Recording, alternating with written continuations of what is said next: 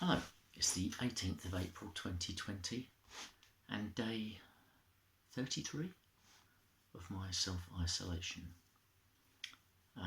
Pretty overcast day, bit rainy. Suzanne went out shopping, and unfortunately when she came back 3 or 4 hours later, she started feeling rough and a bit dizzy, and poured herself a bath, got in it, didn't feel too good in there, got out, went to bed, and she's been there ever since. And it's midnight now. She did get up to, I gave her, I took her a cup of tea or whatever, and then later on she had another cup of tea and some toast, and that's been it. That's not too good. I mean, in this situation, we are trying to look after each other, but at the same time keeping a social distance. That's a bit tricky. Anyway, hopefully she'll be better tomorrow morning. She's absolutely fast asleep now.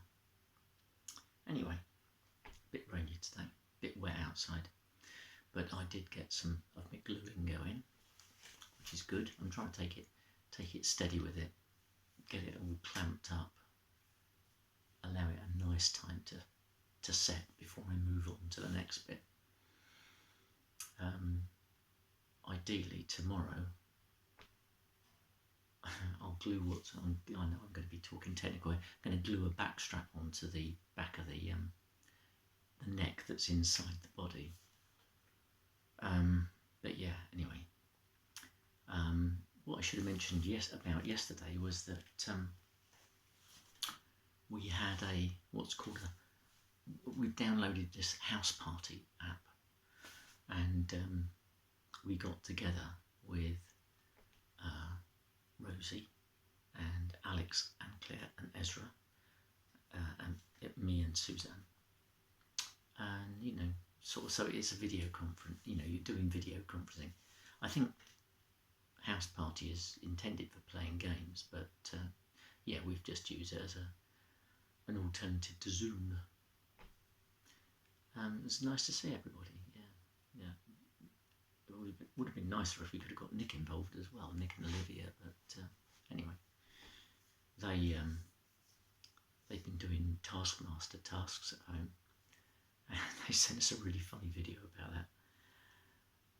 I don't know if they'd like it if I shared it, but it was good. Also, I received a surprise early birthday gift from Jake and Jenny, a pair of headphones. That was really nice. And Jake says I can use them for doing monitoring on my recordings. So it was very kind and thoughtful. Nice. Okay, so yesterday got up to album 15. Now then, I mean, it's ridiculous really, because I could just keep going and going and going. But what the hell? What does it matter? It's a bit of fun. So, I think for album 16, it's going to have to be Mr. Hendrix. The question is, I'd forgotten I'd done that. What the hell? Well, right, okay, it's going to be this one. Are You Experienced by Jimi Hendrix. Experience. And if you look closely, there, it's been signed by Noel Redding. When I met him in October 98, he's dated it. I wish he'd written 68. I wonder if I could change it.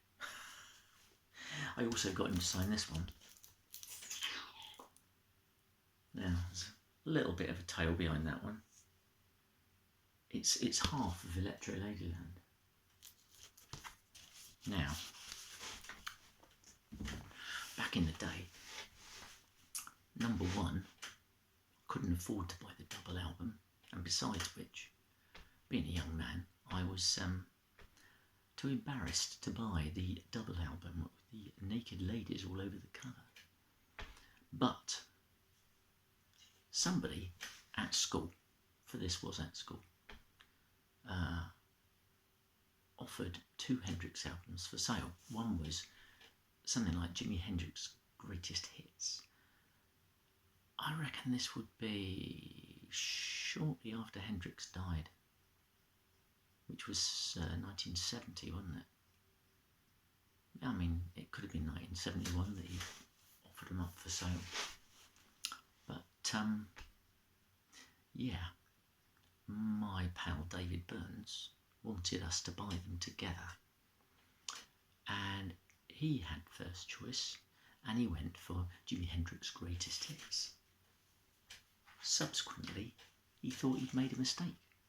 I got Electric Ladyland, at least half of it, because they didn't just release it as a double album, they released it as 2 single albums as well.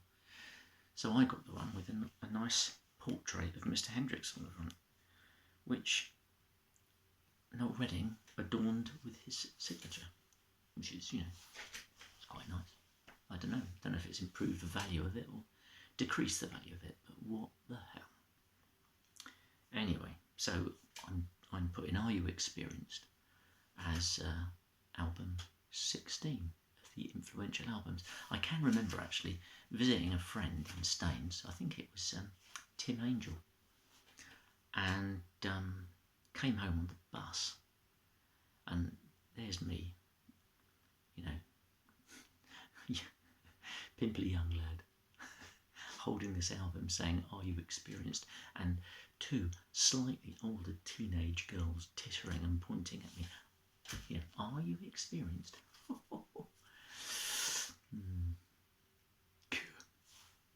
Okay. Alright, so I better crack on. It's historical record time.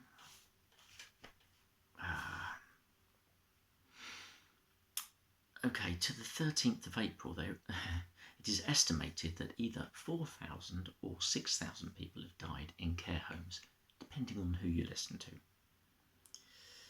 The government has announced they're giving £1.4 billion in new funding to councils to support services.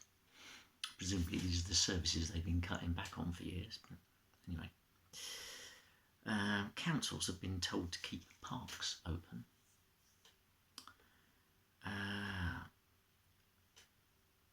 Coronavirus seems to be disproportionately affecting Black, Asian and ethnic minorities. Who knows why? It could be to do with the number of people that Asian people that live in a house multi-generations. It could be something to do with the sort of work that those people do. Maybe working in hospitals or whatever. We don't know at the moment. Priti Patel appeared on TV. In case the future doesn't remember, she is a member of the government. And she said there have been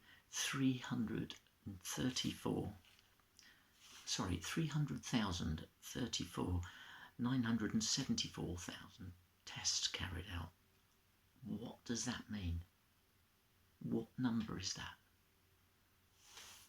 Suggestion to the government, why don't you get Diane Abbott to announce the figures? Holy smoke. Yeah, I know she's Labour, I know. I'm having a go.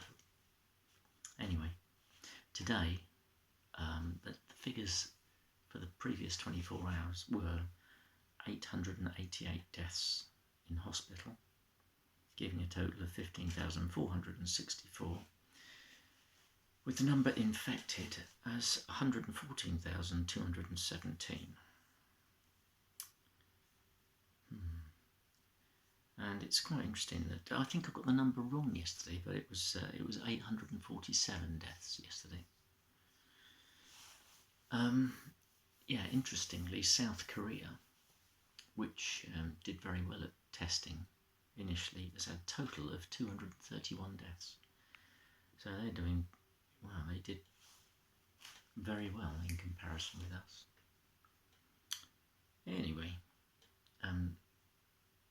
the problems with PPE, the personal protection equipment, continues. And there we are, 10 minutes gone already. So, once again, I'm going to have to wrap it up. Oh, and if you're thinking I'm repeating the t-shirts, I'm not. I showed you this one yesterday, but it wasn't the one I was wearing yesterday. It's the first time I've worn it. So, still no repeats. Anyway, that's it from me for now. So I'll say bye-bye. See you tomorrow.